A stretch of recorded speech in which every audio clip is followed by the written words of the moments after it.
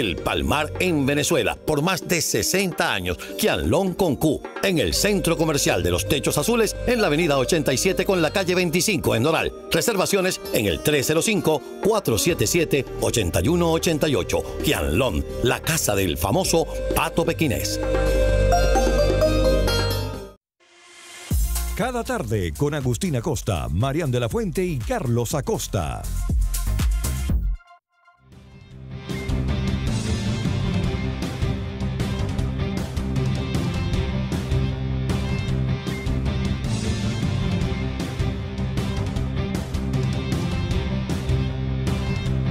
La noticia fue sorprendente y sorpresiva ayer por la mañana. Edmundo González Urrutia abandonaba Venezuela en un avión militar enviado por el gobierno de España que había volado directamente a Santo Domingo, en la República Dominicana, para esperar allí hasta tanto se consumara esta negociación o el salvoconducto necesario para poder abandonar Venezuela, que sería otorgado por la dictadura venezolana.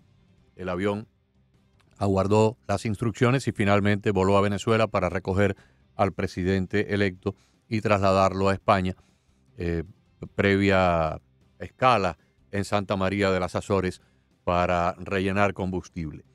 La noticia fue, por lo menos para mí, de gran sorpresa y al mismo tiempo de gran tristeza, ¿no? Porque evidentemente no es lo mismo con un presidente electo en el territorio del país donde lo acaban de elegir a un presidente electo asilado en otro continente y con las limitaciones de todo asilado político, que en la mayoría de los casos pues no pueden hablar de política, no pueden ejercer ningún tipo de proselitismo, porque eso no está aceptado en los cánones de lo que es la diplomacia internacional. El asilo político precisamente impide, en términos generales, a los asilados hacer comentarios de índole político que puedan poner en peligro las relaciones del país anfitrión con el país de origen del asilado, a menos que el gobierno de España le autorice a hacerlo. De todas maneras, yo me imagino que para muchos venezolanos tiene que haber sido también una noticia muy triste.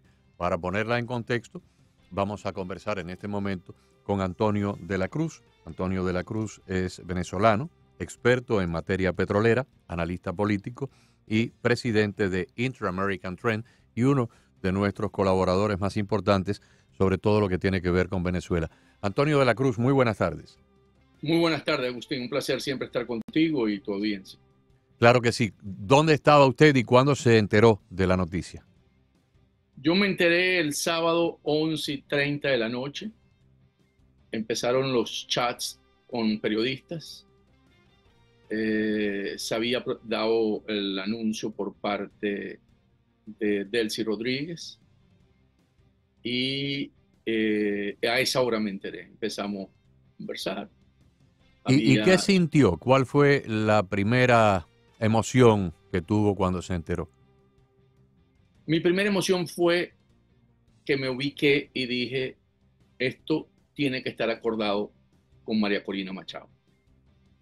¿Okay? Porque Edmundo y María Corina Machado han venido desempeñando un rol de liderazgo en Venezuela que es compartido en términos de la figura de Edmundo como presidente electo y María Corina como líder de las fuerzas democráticas. Empecé a buscar argumentos y entender qué pudo haber pasado, ¿no? En ese momento en la que esa decisión, si bien es cierto, es individual por parte del mundo, ante toda la situación que estaba atravesando, pero fue compartida con María Corina Machado.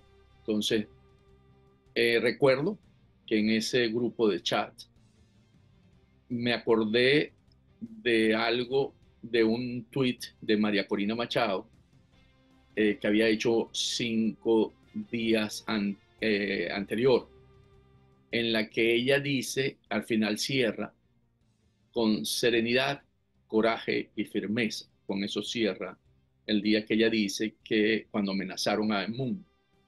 Eso es un tuit que ella hizo ya con hoy 7 días. Y dije, ok, el momento entonces, ante la incertidumbre, porque había una incertidumbre, debemos manejar serenidad, coraje y firmeza, y le coloqué al lado es una buena jugada porque se está protegiendo al rey en un juego de ajedrez. Sí, lo que pasa, Antonio, que para muchas personas el rey está fuera del tablero y ya el rey pues pierde cierto protagonismo y es un modus operandi, y yo fui muy claro en la hora anterior, perdón, en la media hora anterior, cuando hablé con Carlos Acosta, porque por Edmundo González yo no tengo más que un profundo respeto, una profunda admiración, no lo enjuicio en lo más mínimo, ni en un 0,5% por la acción de haberse marchado a España. Probablemente cualquiera de nosotros, con la edad que él tiene y con las circunstancias de persecución, pues hubiera hecho lo mismo. Es preferible Edmundo González en Madrid que Edmundo González en un calabozo, sin duda alguna. Pero es el modus operandi que tienen estas dictaduras de neutralizar elementos que les son incómodos. Los primeros que hicieron esto fueron los cubanos. En las décadas del 90 y los primeros años del nuevo milenio, la dictadura cubana sacaba a estos cubanos de la cárcel, a los cuales en la cárcel los torturaban, los humillaban, los vejaban de todo tipo de cosas, y después de un tiempo de penurias, le decían, bueno, tienes dos opciones, o te quedas aquí o te vas para España. Casi siempre España era el país, y los mandaban para España, y muchos de ellos terminaron allá. Luego lo vimos también en Venezuela, con el caso de Leopoldo López, con el caso de Antonio Ledesma, terminaron en España, y posteriormente Juan Guaidó, creo que vive acá en el sur de Florida. Y recientemente la dictadura de Daniel Ortega, cuando se ha querido quitar de arriba a opositores o a líderes de la Iglesia Católica, pues los meten en un avión y los deportan y se los quitan de arriba y no pasa nada. Realmente no pasa nada. Al principio un poco de protesta internacional y a los 10 días ya nadie se acuerda. Esta es una realidad que no podemos ignorar, y al mismo tiempo le decía yo a Carlos Acosta que los asilados casi nunca pueden hablar libremente de asuntos políticos, porque una de las normas del asilo es que el asilado tiene que respetar al país anfitrión. Es cierto, toda tu argumentación es muy cierta, Agustín, y es lo que ha sucedido. En el caso del mundo tiene algo que no le cambia su condición, él sigue siendo el presidente electo, que en los casos anteriores que conversamos no tienen esa condición ninguna, con términos de un mandato popular. Él tiene eso a sus haberes y por estar en Madrid no le cambia la condición de ser presidente. Si me permite la comparación, que yo creo que es muy atinada lo que usted está diciendo, la figura que me viene ahora a la mente fue Jean-Bertrand Aristide, cuando el coronel Raúl Cedras le da el golpe de Estado y lo expulsa de Haití. Y la comunidad internacional siguió considerando como el verdadero presidente haitiano, en la diáspora, en el destierro, en el exilio.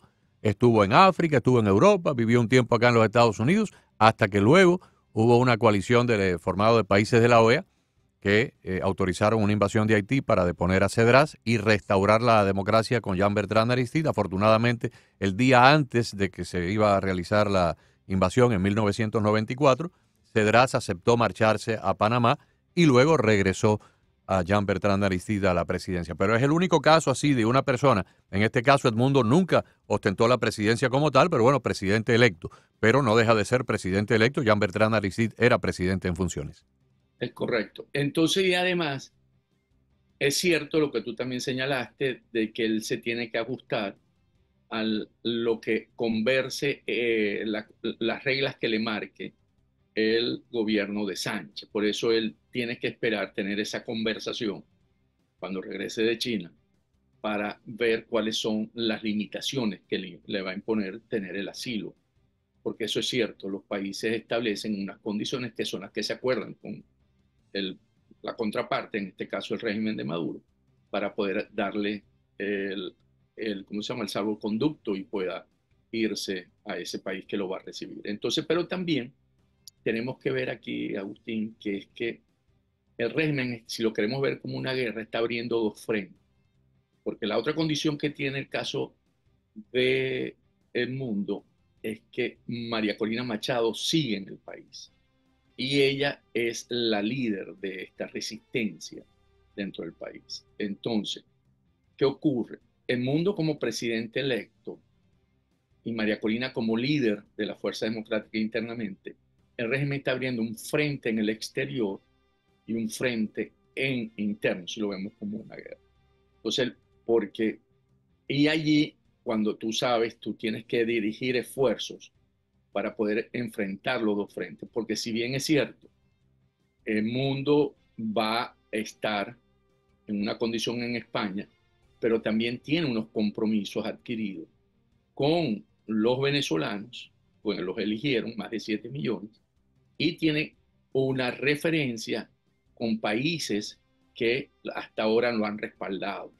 Entonces yo creo que aquí va a tener que ver cómo, y es una decisión nuevamente de él, pero creo que aquí va a haber coordinaciones conjuntamente con la parte interna dentro de Venezuela, porque tampoco creo que él hasta ahorita lo que ha demostrado, si vemos su comportamiento, es que ha sido coherente en términos de manejar la lucha por restaurar la democracia en Venezuela. ¿No? Y también si no le conviene, o sea, si el gobierno de España lo limita, lo amordaza y de cierta manera le ata las manos, pues habrían otras posibilidades. Argentina, donde estoy seguro que tendría toda la libertad para seguir luchando por Venezuela. Panamá, quizás Para hasta la no, propia República Dominicana.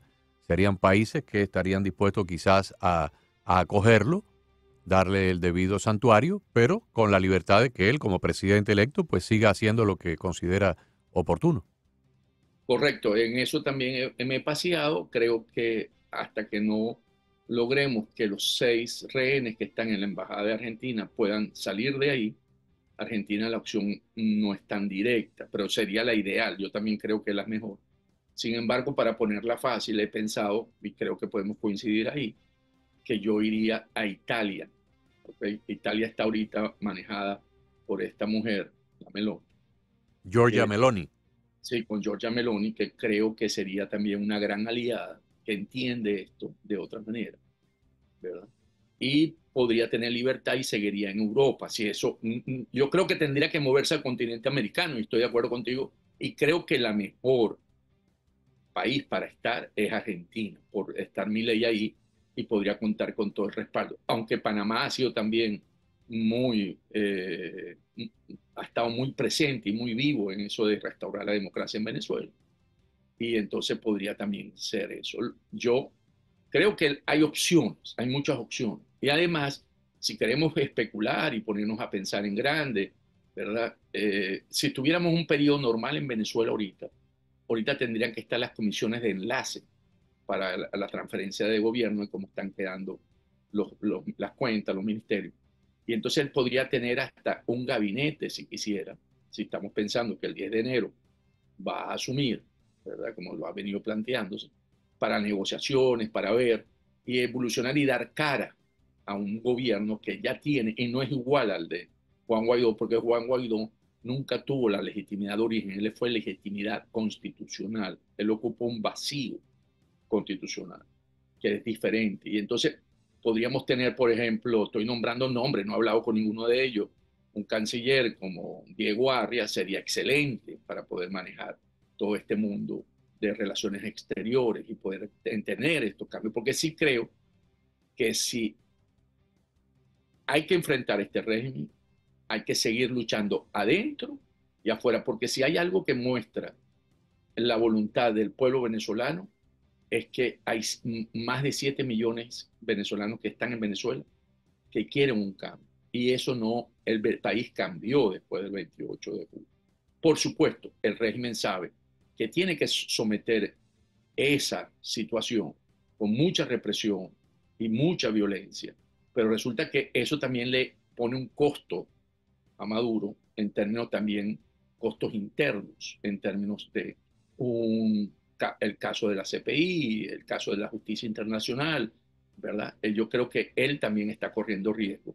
Y no solamente eso, que al compartir el poder, como lo hablamos anteriormente, un programa creo, con Diosdado Cabello empieza a tener también situaciones internas que no son lo más fluidas, pues smooth, fluidas entre el gobierno, porque empieza ya Padrino López sabe que tiene una amenaza con Diosdado Cabello en términos de poder ser desplazado, no por puesto en el Ministerio de la Defensa, sino por un cambio que podía lucir natural, y puede seguir avanzando Diosdado Cabello en una posición en la que se convierte en el hombre fuerte de Venezuela.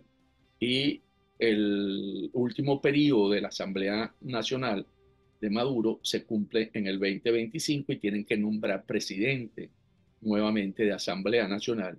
Y si Diosdado tiene esa visión, podría colocar un hombre de él en esa posición y desplazar a Jorge Rodríguez, que es el que cobra la derrota de esta elección. Y está tan manejado así la situación que no tiene un orden, aunque ellos no trabajan en un orden, que quien anuncia la salida del mundo es Delcy Rodríguez, que no es la canciller del país. O sea, quiere decir que vuelven a seguir esa pugna interna de darle roles importantes, y antes en el pasado lo hubiera hecho Jorge Rodríguez también. Yo creo que actualmente la situación en Venezuela es una situación de que está en ebullición, está en un momento de en caos, en mucha ebullición, en que hoy se anunció una unión de varios factores políticos para poder ampliar la lucha,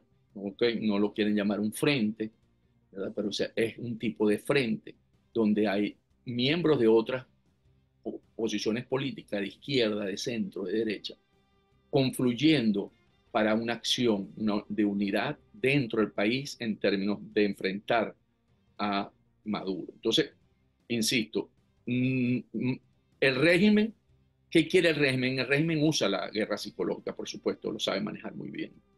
¿Y qué es lo que dijo? El capitán abandonó el barco y lo dejó solo. No, el capitán no abandonó el barco, el capitán se fue a buen resguardo, por lo que sabemos, lo que tú señalaste y que hablaste con Carlos Acosta, porque te está quedando la líder interna. Si podemos recordar, en Mundo González Urrutia, después del 28 no lo vimos en ninguna de las concentraciones, no porque no quisiera, por sus condiciones mismas. O sea, el Mundo es un hombre que no tiene la energía para estar en una resistencia en este momento. Y hay un dicho muy nuestro, que seguro Carlos te lo recordó, de Rómulo Betancourt, cuando el gobierno de Pérez Jiménez estaba en su máximo punto de represión. Rómulo dijo: yo no sirvo como un preso político, yo sirvo más desde el exterior. Y él salió al exterior, se vino a Estados Unidos, primero a Puerto Rico y después a Estados Unidos, y él terminando clase en Columbia University en Nueva York. Y se queda dentro el hombre operador, que es Leonardo Ruiz Pineda. Él corrió con la mala suerte de que, bueno, la represión estaba tan alta y sabíamos, y él pagó con su vida esa lucha. Pero nosotros en la historia venezolana, los líderes que tiene, y después sabemos toda la historia, con Rómulo regresa y gana la presidencia. Claro.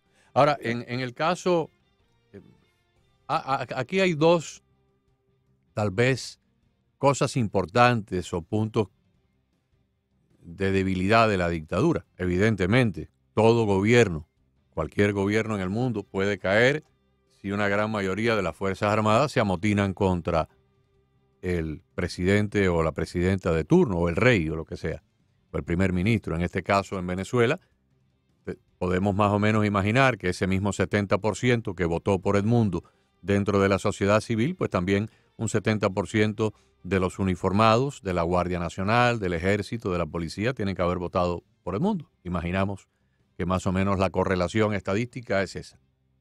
En un momento dado puede haber un amotinamiento.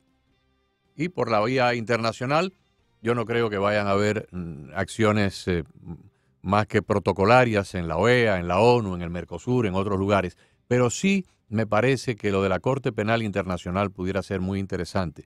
Desde la creación de este Tribunal Internacional de Justicia, no ha habido ningún otro caso, ninguno, que haya tenido más solicitudes y pedidos de diferentes sectores para una orden de captura. Ninguno. Y por ahí han pasado antiguos generales de la guerra de los Balcanes, personajes de África, criminales de guerra de muchos lugares. Nadie ha tenido una mayor campaña de pedido para una orden de captura que Nicolás Maduro.